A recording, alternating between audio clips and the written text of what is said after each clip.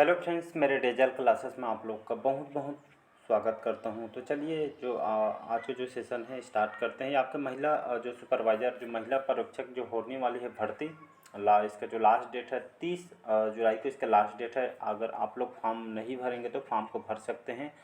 जो फॉर्म है आपका 30 तारीख का इसको लास्ट डेट है, तो फॉर्म को भर लीजिएगा। जितना जल्दी हो सके फॉर्म को भर लीजिएगा। 30 तारीख लास्ट डेट है। तो ये आपका जो ये आपका मॉडल क्वेश्चन है जो आपका महिला सुपरवाइजर के जितने भी क्वेश्चन जो तैयार किया गया, मोस्ट इंपॉर्टेंट क्वेश्चन को तैयार किया गया, लगभग आपको महिला पर्यवेक्षक के लिए बहुत ही हेल्पफुल होगा। क्योंकि क्वेश्चन लगाना जितना चाहे पढ़ लें, जब तक आप क्वेश्चन नहीं लगाएंगे तब तक आपको समझ नहीं आएगा। तो इसलिए क्वेश्चन आपको लगाना बहुत ही जरूरी। सिलेबस के हिसाब से क्वेश्चन को तैयार किया, सिलेबस में डाल चुका हूँ। तो सिलेबस अगर नहीं पता होगा तो आई थिंक सबको पता होगा। तो आपके सिलेबस इस हिसाब से एमसीक्यू को तैयार किया है। तो हमारा मॉडल जो क्वेश्चन पेपर ये आपका फर्स्ट पार्ट है, तो इसको याद रखिएगा। तो चलिए सेशन को बढ़ाते हैं आगे। पहले बार आए हैं तो चैनल को सब्सक्राइब करके रख लीजिएगा ताकि नोटिफिकेशन आप तक। तो पहला क्वेश्चन देखते हैं। जननी सुरक्षा योजना ये आपके आरंभ कब किया गया था? तो 12 अप्रैल 2005 को, 12 अप्रैल 2008 को, 2 मई 2009 को या 5 जून 2011 को। तो इसका जो करेक्ट आंसर हो जाएगा, तो जननी सुरक्षा जो योजना है आपको कब स्टार्ट किया गया था, इसको आरंभ कब किया? तो इसका जो करेक्ट आंसर हो जाएगा सन 12 अप्रैल 2005। याद रखिए, जननी जो सुरक्षा योजना है इसको 12 अप्रैल 2005 को इसको स्टार्ट किया गया था। ये आपके जो जननी सुरक्षा योजना इसको खास करके ये योजना जो आपका खास करके जो महिला है, जैसे गर्भवती जो महिलाओं के लिए उनके पोषण के लिए लगभग इनको 6,000 रुपये उनको यहाँ पे दिया जाएगा उनकी सहायता राशि के लिए। साथ ही साथ चिकित्सा सुविधा इनको वित्तीय सहायता प्रदान किया है। खास करके महिला जो गर्भवती महिलाओं के लिए इसको लाया गया था जो नई सुरक्षा योजना। मोस्ट इंपॉर्टेंट क्वेश्चन, इसको याद रखिएगा। अगला अगला क्वेश्चन देखते हैं। मातृ एवं नवजात शिशु मृत्यु दर को कम करने के उद्देश्य से 2005 में कौन सी योजना प्रारंभ की गई थी? तो राष्ट्रीय स्वास्थ्य बीमा योजना, आपके राष्ट्रीय जननी सुरक्षा योजना या राष्ट्रीय ग्रामीण स्वास्थ्य योजना। तो इसका जो करेक्ट आंसर हो जाएगा जननी जो सुरक्षा योजना। इसके तहत लगभग नवजात शिशु जो नए जन्म जो शिशु लेते हैं जन्म, उनके दर को, शिशु जो मृत्यु देखते होंगे, तो यहाँ को कम करने के लिए इसको इसी उद्देश्य से यहाँ पे 2005 में इस योजना को प्रारंभ किया गया था। याद रखिएगा। और भारत 2030 तक, याद रखिए भारत 2030 तक 70 यहाँ पे से भी कम यहाँ पे जो शिशु जो मृत्यु मातृ जो अनुपात है इसको कम करने के लिए भारत सरकार ने 2030 तक यहाँ पे टारगेट रखी है, जिससे आपके 70,000 से यहाँ पे कम रखने की यहाँ पे ये आपका लक्ष्य रखी। अगला क्वेश्चन देखते हैं। राष्ट्रीय शहरी स्वास्थ्य मिशन का जो, याद रखिएगा, राष्ट्रीय शहरी स्वास्थ्य मिशन का जो आरंभ कब से किया गया है? तो ये आपके 2012, 2013, 2005 या 2006 से। इसका जो करेक्ट आंसर जो हो जाएगा, 1 मिनट। तो शहरी जो स्वास्थ्य योजना है जो यहाँ पे जो एजेड जो हो गए हैं, जिनका ओल्ड एज के लोग को लिए खास करके इसको लाया गया है। तो इसको कब से लाया गया है? तो इसको लाया गया है आपके वर्ष 2013 में। इसको राष्ट्रीय शहरी स्वास्थ्य मिशन को आरंभ क्यों किया गया है? तो ये खास करके इसके लाने के पीछे यही उद्देश्य है कि जो शहरी स्वास्थ्य मिशन को बढ़ावा देना है। इसमें जो शहर में बसते हैं जो लोगों के लिए विशेष रूप से जो बस्ती में रहते हैं लोग, उनके जो खास करके उन लोग को जो अच्छे यहाँ पे हेल्थ के उनके प्रति व्यवस्था नहीं हो पाती है, तो बस्तियों में रहने वाले जो कमज़ोर वर्ग है, जो गरीब परिवार के बेहतर उनके स्वास्थ्य को उपलब्ध कराने के लिए इस योजना को शहरी निकायों में इसको प्रारंभ किया गया। कब से प्रारंभ किया है? डेट को याद रखना है आपको। 2013 में इसको स्टार्ट किया गया है। तो इसको शहरी इलाकों में इसको जो कमज़ोर वर्ग के लिए, इसमें बेहद गरीब परिवार के लोगों को इसको स्टार्ट किया गया। नेक्स्ट क्वेश्चन देखते हैं। महिला एवं बाल विकास विभाग की स्थापना कब की गई है? याद रखिएगा, महिला और बाल विकास विभाग की स्थापना सन 1985 में इसकी स्थापना किया गया था। तो आपके महिला और बाल विकास विभाग से संबंधित है। और इसकी जो स्थापना 1985 महिलाओं और बच्चों के उनके विकास के लिए यहाँ पे अत्यधिक यहाँ पर उनको देख रेख के लिए इसको खास करके इसको मानव संसाधन विकास मंत्रालय के द्वारा इसको इस विभाग की जो स्थापना 1985 में इसकी स्थापना किया गया था। तो इसको याद रखिए, इसमें बच्चों के लिए और महिलाओं को उनके अच्छे देख रेख हो सके, इस उद्देश्य से इसको यहाँ पे स्थापना किया गया था। अगला क्वेश्चन देखते हैं। सार्वभौमिक टीकाकरण कार्यक्रम कब से प्रारंभ किया गया है? तो ये आपका 1985, याद रखिएगा, 1985 को स्टार्ट किया गया है।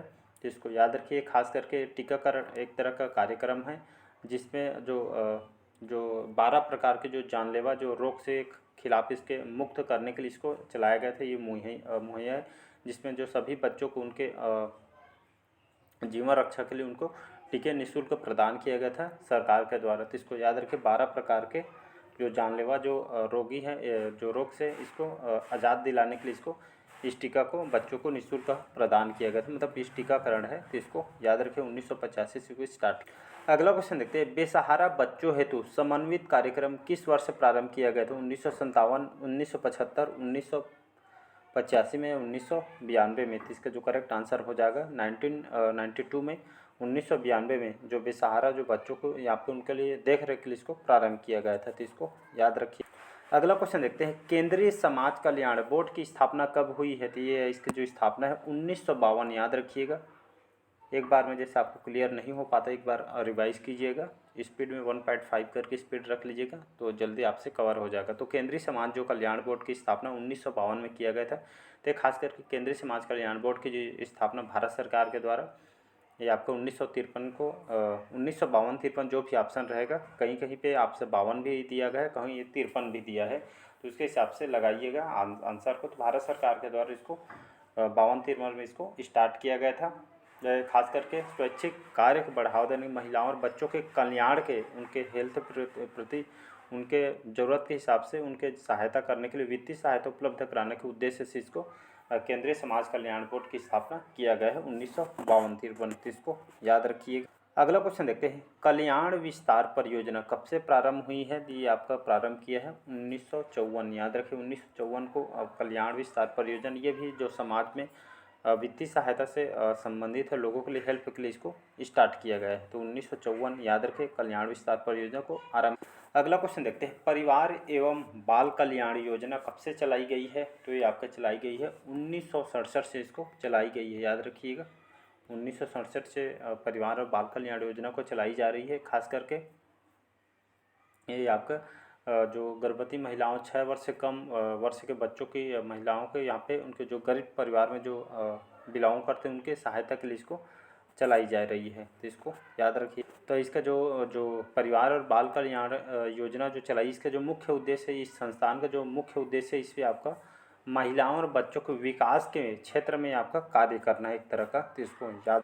अगला क्वेश्चन देखते हैं, 12 वर्ष की उम्र वाले जो बालक के पोषण के लिए कितनी कैलोरी के आहार मिलना चाहिए? तो आपके 3000 से लेकर 3400 कैलोरी तक के उनको भोजन अनिवार्य है। जो बच्चों का जो 12 वर्ष के जो उम्र वाले जो बालक हैं, जो बच्चे हैं, उनके अगर ग्रोथ वृद्धि, उनके आहार का बात करें, जो बालक के पोषण के लिए, उनके वृद्धि के लिए कितने कैलोरी का आहार मिलना चाहिए? तो लगभग 3000 से 3400 कैलोरी के बीच इनके आहार पोषण होना चाहिए। आपके एग्जाम में बहुत बार कंप्यूटर एग्जाम में क्वेश्चन पूछा गया है आपका। अगला क्वेश्चन देखते हैं, बेरी आपका जो रोग है किस विटामिन की कमी से होने वाली बीमारी है? पिछले अगर प्रीवियस ईयर क्वेश्चन के देखेंगे 4 क्वेश्चन विटामिन से क्वेश्चन पूछे गए हैं। तो इसको याद रखिए। तो बेरी किस विटामिन कमी से होने वाली रोग है? तो विटामिन B1 तो याद रखिए। तो विटामिन B1 से कमी से आपको बेरी रोग होता है, याद रखिए। विटामिन B1 कमी के कारण आपका होता है। इसका जो रासायनिक नाम पूछा जाता है, इसका रासायनिक नाम जो है आपका थायमिन है। तो टी लिख दिया हूँ। तो विटामिन B1 का जो रासायनिक नाम अगर पूछे तो थायमिन लगाना है। ये पानी में आपका घुलनशील है। तो इसको याद रखिए। इसके जो कमी से, इस विटामिन की कमी से आपका बेरी होता है। इसको अच्छा बेरी जो रोग से इसको बचने के लिए आपका जैसे गाजर, चावल, गेहूँ, दूध, सोयाबीन जैसे प्रोटीन वगैरह आपको खाने से आपका मेंटेनेंस हो जाता है। तो इसको याद रखिए। आपके बहुत सारे कंप्यूटर एग्जाम में क्वेश्चन पूछा गया। तो इसको याद रखिए। अक्सर इसका रासायनिक नाम भी पूछा जाता है। बेरी B1 रासायनिक नाम आपका थायमिन है। तो इसको याद रखिएगा। इसके बचाव के लिए गाजर, आलू, गाजर, चावल, गेहूँ, दूध वगैरह, सोयाबीन इससे खाया जाता है। अगला क्वेश्चन देखते हैं, विटामिन B की इस कमी से होने वाला जो रोग आपका रक्तहीनता, ये ऑप्शन करेक्ट आंसर हो जाएगा। तो इसको याद रखिएगा। अगला क्वेश्चन देखते हैं, एक युवा पुरुष को प्रतिदिन कितने कैलोरी की आवश्यकता होती है? तो लगभग 2000 से लेकर 2500 कैलोरी तक की आपके जैसे युवा पुरुष हैं, जैसे आप लोग हों युवा पुरुष, तो प्रतिदिन में आपको कितने कैलोरी की आवश्यकता हो जाए भोजन के रूप में? तो आपका 2000 से लेकर 2500 कैलोरी तक के आपको भोजन अनिवार्य होता है। तो इसको याद रखिएगा। अगला क्वेश्चन देखते हैं यहाँ पे।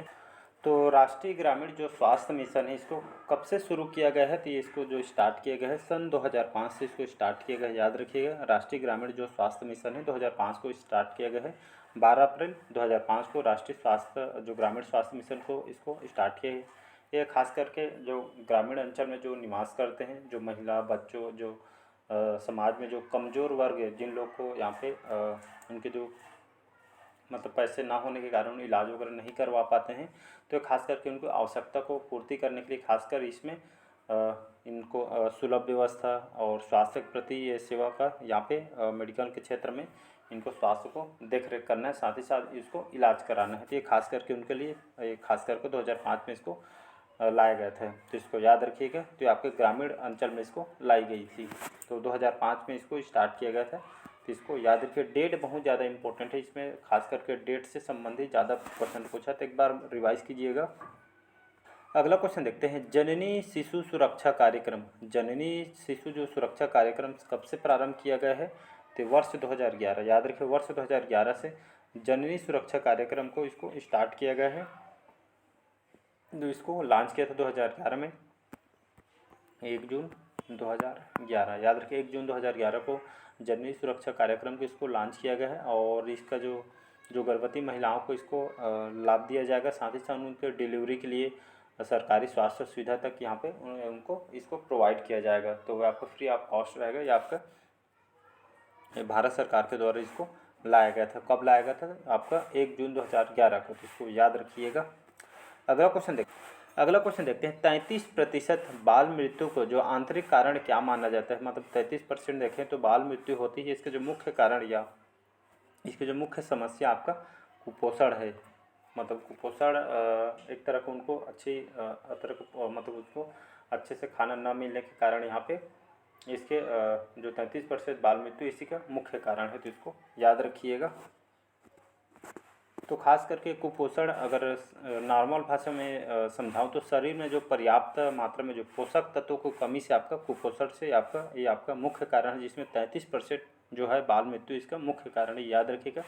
तो शरीर को पर्याप्त पोषक तत्व नहीं मिलते हैं तभी ऐसा देखने को मिलता है। एक आहार की कमी से, जैसे भोजन वगैरह, पाचन की अवस्थाएँ, बहुत सारे यहाँ पे रोग इसमें शामिल हो जाते हैं। इसको याद रखिएगा। अगला क्वेश्चन, अगर ये भारत की अगर दृष्टि से आप देखेंगे तो 10 लाख से भी ज़्यादा मामले आपके भारत के हैं। हर साल ये आपका 10 लाख यहाँ पे मृत्यु इसकी वजह से देखने को मिल। अगला क्वेश्चन देखते हैं। वाणिज्यिक यौन शोषण के शिकार के लिए वर्ष 2016 में कौन सी स्कीम चलाई गई थी? तो उज्ज्वला करके यह स्कीम चलाई गई थी। इसको याद रखिएगा।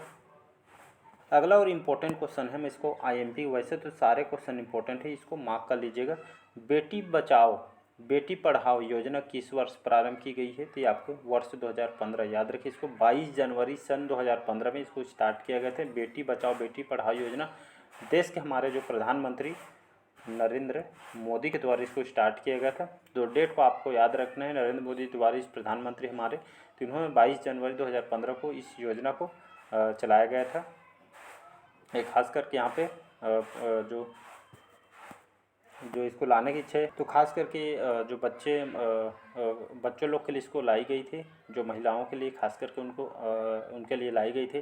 तो आपका बेटी बचाओ बेटी पढ़ाओ की जो शुरुआत प्रधानमंत्री मोदी ने 22 जनवरी 2015 को स्टार्ट किया था। सबसे पहले कहाँ स्टार्ट किया था, ये इंपॉर्टेंट है। सबसे पहले आपका जो पानीपत का जो हरियाणा राज्य है, यहाँ पे सबसे पहले इसको स्टार्ट किया था। इसको याद रखें। तो महिलाओं के लिए इसको उनके बचाव के लिए उनको अच्छे एजुकेशन दे पाए, इसके उद्देश्य से इसको लाया गया था। तो इसको याद रखिएगा।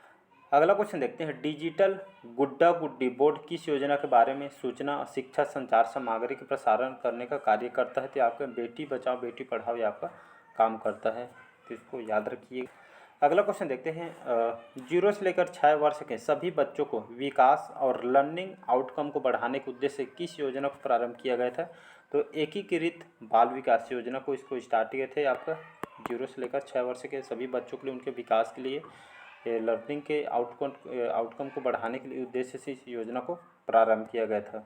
तो इसको स्टार्ट कब किया था? तो 1975 में इसको लॉन्च किया गया था। तो इसको याद रखिएगा। खास करके जो बच्चों के लिए यहाँ पे उनके बच्चों को उनके विकास से संबंधित कार्यक्रम, जिसका उद्देश्य जो कुपोषण, स्वास्थ्य, जो युवा बच्चों को, जो गर्भवती और नर्सिंग माताओं की विकास की आवश्यकता को संबंधित इससे संबंधित है, जिसको याद रखें। तो सभी बच्चों को विकास और उनको आगे बढ़ाने के उद्देश्य से इसको लाया गया था।